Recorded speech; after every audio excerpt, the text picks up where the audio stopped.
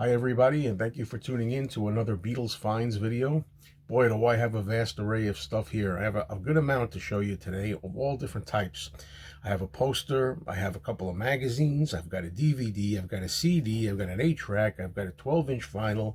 I've got some from the United States, I've got some from Japan, I've got book, I've got a 45, I got everything here, okay? So let's get started right away. First item I'm going to show you is this vintage poster.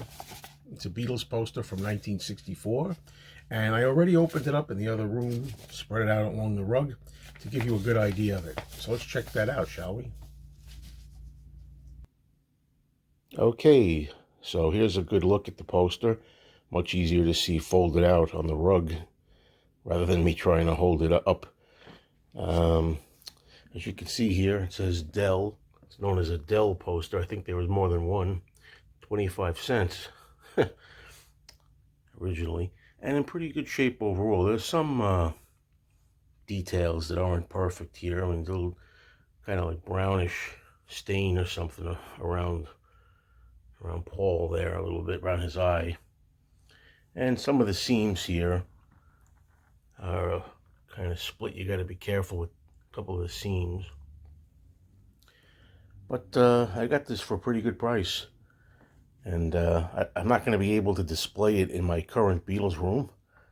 I don't think I have enough room anywhere on the walls right now. But one day, when I get a bigger place, definitely put this up. Okay. And that's really something that I'm glad to have. Really cool item.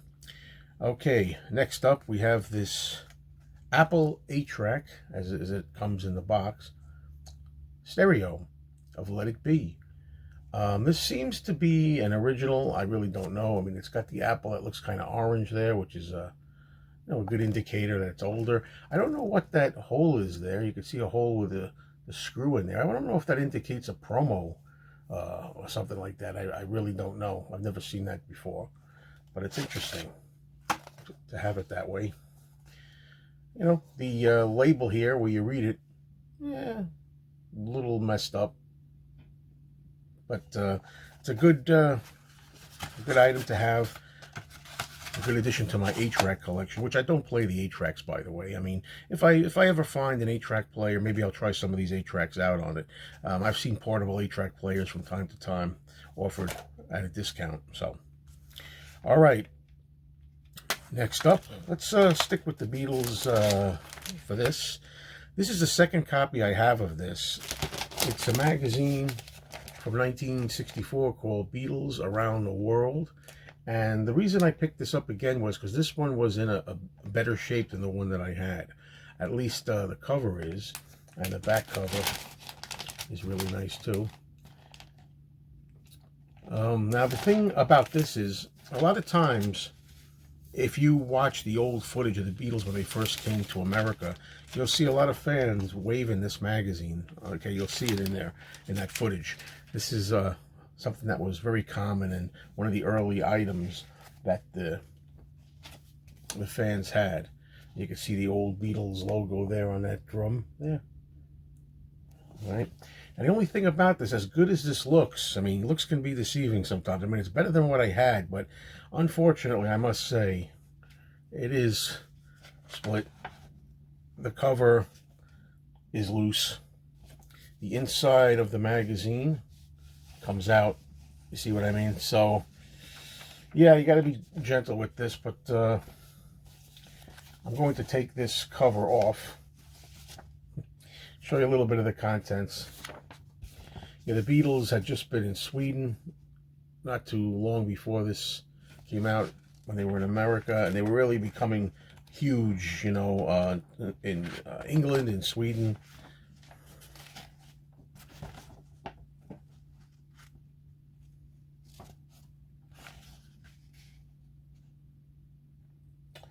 Here's an advertisement.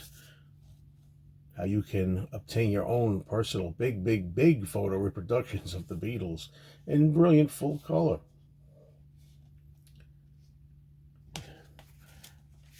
And only $1 if you want to get it.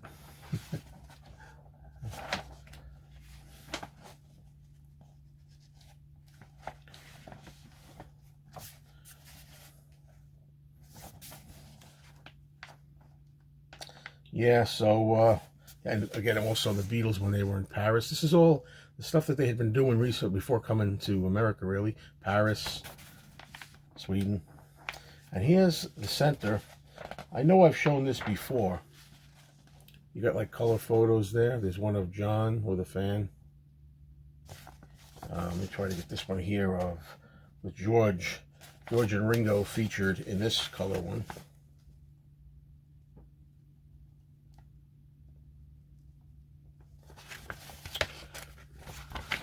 So this is a nice item to have.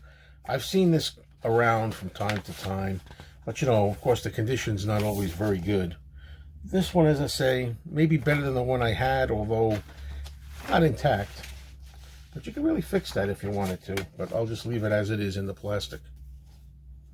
All right, next we have from England here, we have a CD, single or EP, if you will. John Lennon, Yoko Ono, Happy Christmas, War is Over. That's when they were with the children's choir. I think it's the Harlem Community Choir. Yes, Harlem Community Choir. And you notice I only got it for $3, by the way, and the Lennon Legend is advertised there on the back. It also has Imagine, Instant Karma, and then it has Imagine Instrumental plus Photo Gallery. It says it's an enhanced CD.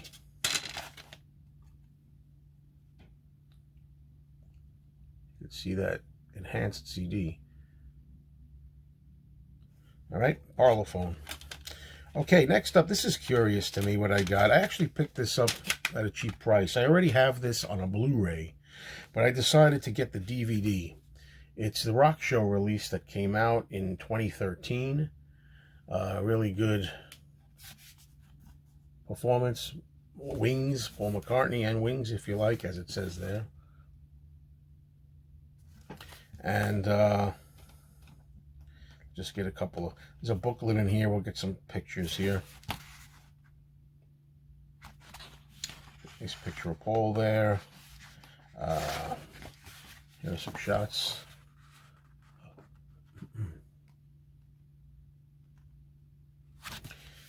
Now, the reason that I got this over again was I got it as a gift from my girlfriend. I don't know if it was part of a Christmas gift or what have you, but it was on Blu-ray, and I love Blu-ray. Blu-ray is much better than DVD. However, one of the drawbacks of Blu-ray is that the high definition is so sharp that it can actually show imperfections and things, and because the film of this is so dark, you know, it's lit up at night and the stadium is black and everything, I saw a lot of grainy artifacts on the Blu-ray. It was almost too clear. So I said, you know, maybe I would have preferred this release, believe it or not, on DVD, because maybe it wouldn't be as enhanced. It wouldn't bring out all the imperfections. So I'm going to see what it looks like and see if I made a good move. It was cheap. So, okay, I was given this for free. Special issue. I love the way Paul looks on this, and it's good to see him posing with Taylor Swift here. There you have it. It's a really nice cover. It's something that you can display. All right. Oh, this is something I forgot to mention. This is just, before I get to the better stuff, I have, you know, vinyl here and vinyl and a book and stuff like that. I'm going to show you this. This is a decal, a Beatles decal. Apparently, I think you peel it like that. I don't want to peel it too much, but if you peel it, you reveal the Beatles there. And I think this can go on, you know, a car window or the wall or your locker, if you have a locker. I mean, whatever. I think for now I'm going to leave it like this. Maybe I'll have better use for it. Maybe when I get set up sometime in my bigger place one day that I have, maybe I will decorate it with this. Okay. Okay, now we're going to look at some vinyl, folks. All right. Let's start with the Japanese vinyl. All right. First up, we have in the so-called Flag series of Japanese records, number 31, which is the Beatles love songs. And it's probably, because I haven't perused it yet, I just got it. Let's see what we have the booklet as. The booklet seems to be pretty much the same, although the cover looks a little different, the material. The back has that kind of historic looking parchment on it, so to speak, although this is a lot cleaner, the front. And it has the words to the songs. This is the 1977 album that came out, featuring the Beatles, lighter material, love songs here, there, everywhere, something, etc. Okay, and the real draw of this, oh, look at this, check it out. Oh, I'm going to do it over again. All right, look. This was actually the Japanese insert. The actual book is the same. You can see that kind of material on there, for lack of a better term. And what I was showing you up front was the Japanese insert, which features Japanese writing.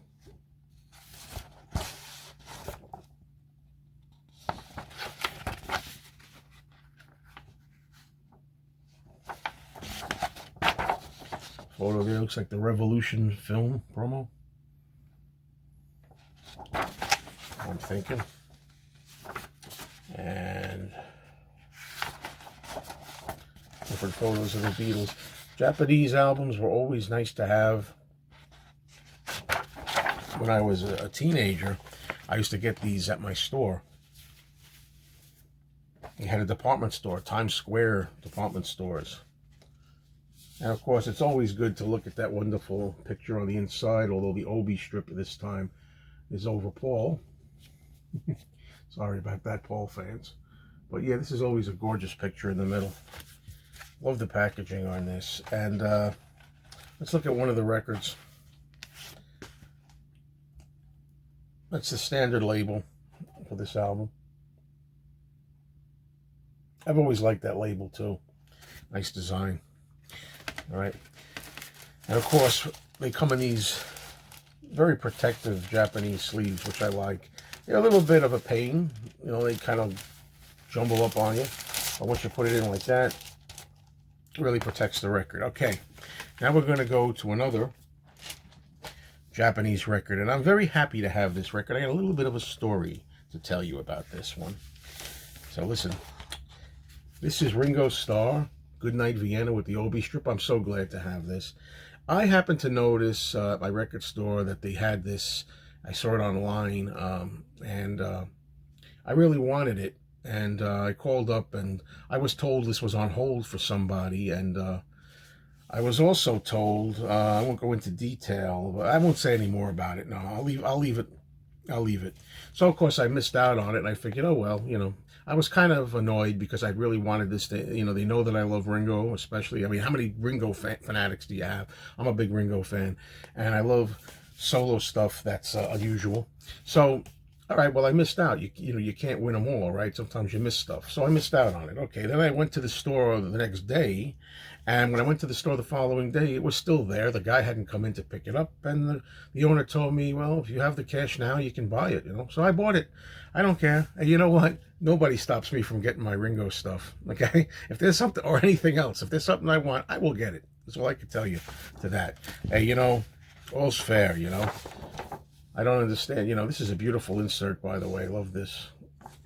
The blue tint to it. You know, Japanese. Yeah, I don't get it. You know, I mean, it's not, you know, I'm not trying to say that it's all about me. I mean, anybody has a fair crack at it, you know, but they know that I love this stuff. There's the inner sleeve, you know, with all the people who participated on the record, including John Lennon, of course, up there, you know. I don't get it, that's all. I've often said to them, you know, just run, if you get things in, run it by me. 9 times out of 10, I don't need it, you know, anyway, but whatever. Bottom line is it's here, but you get the idea. Okay, this is anticlimactic, I think, but it's another version of McCartney 3, and I ordered this, I think, January 1st or January 2nd, and I didn't get this till into March. I mean, this thing took forever to come, okay? Now, I didn't open it. I'm not going to open it. God knows I got plenty of copies of this. But the reason I'm showing this one is because it's standard U.S. black vinyl, and the pressing date on here, it has 2020 on it, not as opposed to 2021. Some of the black vinyl has 2021 on it. This is 2020. But I noticed from some other fans that they were getting early copies that had on the spine. This is unique to this. It's actually the 3 dots on it, like the die, okay, and the white spine. Most of the spines are blue, for what it's worth. They're usually blue or some kind of color, and they have a Roman numeral, 3 Roman numerals. This is interesting. So I actually ordered this from Amazon. Amazon really stinks lately. They're terrible. Get into that in a little bit. I ordered this from Amazon January 1st to 2nd.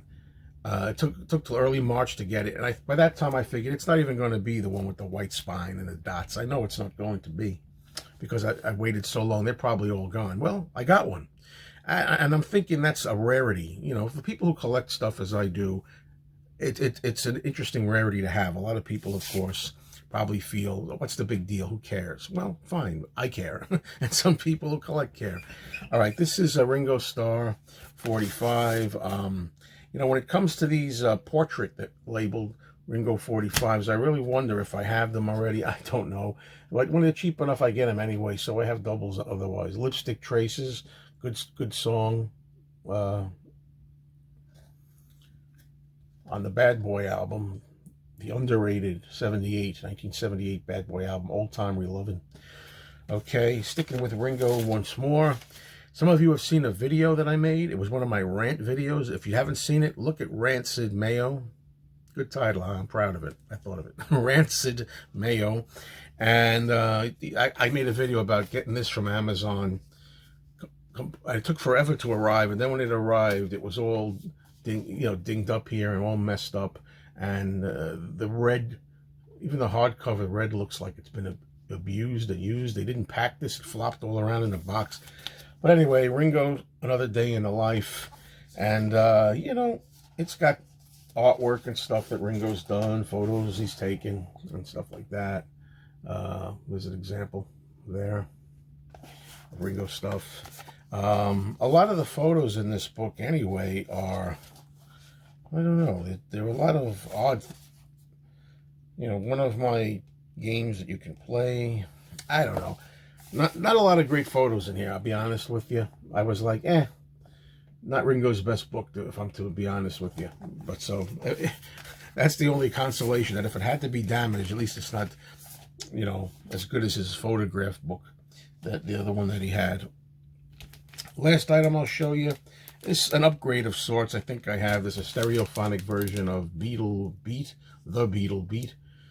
The original Liverpool sounds, recorded in England by the Bugs, featuring I Want to Hold Your Hand and other stuff that's not Beatles. The Beatles sound, you know. I love these knockoff albums capitalizing on the Beatle craze. Always a lot of fun to have. And that's the last item for this edition of the Beatles Finds. Please check out the next one and all my other videos. Hey, if you haven't subscribed, please do. I don't usually do that, but you know what? What the hell? Everybody else does it. Subscribe, you know. Anyway, hope to talk to you again very soon, folks. Take care.